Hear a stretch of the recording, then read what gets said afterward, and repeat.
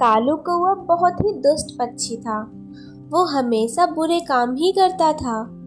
कभी किसी पक्षी से दाना छीन लेता और कभी किसी कमजोर को देखकर उसे मारता। चिंकी कौवी उसकी बीवी थी। वो सारा दिन अपने बेटे जग्गू के साथ घोंसले में ही रहती थी, क्योंकि उसने एक अंडा दिया हुआ था और उसमें से बच्चा निकलने वाला ही था। चिंकी, अब मैं बूढ़ा होता जा रहा हूँ और दूसरे पक्षी अब मुझसे ज़्यादा डरते नहीं। बस मेरा जग्गू बड़ा हो जाए और हमारा जो नया बेटा आने वाला है वो भी बड़ा हो जाए, फिर हम सब मिलकर इन छोटे पक्षियों को सीधा करेंगे।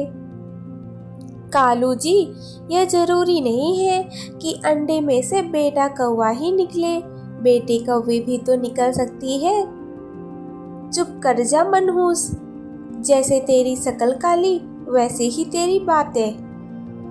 मैं जा रहा हूँ, मुझसे नहीं सुनी जाती तुम्हारी काएं काएं, और इस अंडे में से बेटा ही निकलेगा, देख लेना तुम। कैसा जालिम बाप है, एक बेटा है फिर भी बेटा ही मांग रहा है। ऐसे ही दिन गुजर जाते हैं और अंडे में से बेटी कौवी निकलती है, जिसे देखकर तो कौवा बहुत परेशान हो जाता है।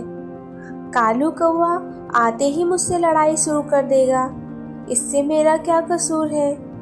और इतनी प्यारी तो है हमारी बेटी। कालू कौवा भी सैर सपाटे करके वापस लौट आता है।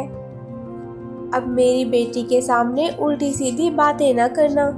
मुझे पहले ही पता था तुम्हारे अंडे से बेटी ही निकलेगी, तुम्हारी जुबान ही काली है।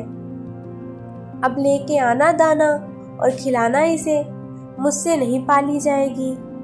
तुम्हारी यह शक्ल काली, वैसे बेटी। रात को सब सोए हुए थे। कालू कौवा बैठा कुछ सोच रहा था। बाकी पक्षी क्या कहेंगे, कालू के अंडे से बेटी कौवी निकली।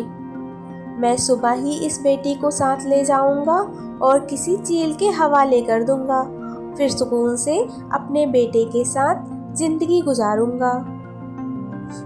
तुम्हें नदी से ठंडा पानी पीना है? आओ और मैं अपनी बेटी को घुमा ले जा रहा हूँ। यह भी क्या सोचेगी, कैसा बाप है मेरा जो मुझसे प्यार ही नहीं करता। फिर कालू कौवा अपनी बेटी को साथ लेकर पहाड़ों पर जाता है। अभी वो बैठा ही था कि वहाँ चिड़िया और कबूतर आ जाते हैं। कालू, क्या यह तुम्हारी बेटी है? हाँ, मेरी बेटी है। पिंकी नाम रखा है हमने इसका।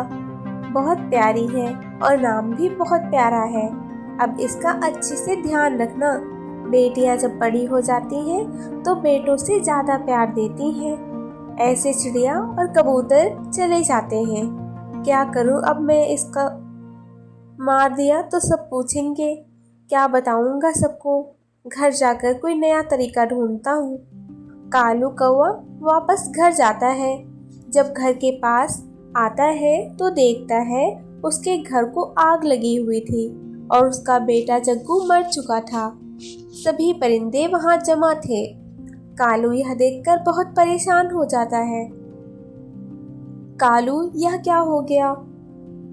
जग्गू कैसे मर गया और घर को आग कैसे लग गई? कालू कौवा चुप रहा और अपनी बेटी पिंकी को सीने से लगा लेता है और बहुत प्यार करता है। कालू को उसके बुरे कर्मों का फल मिल चुका था।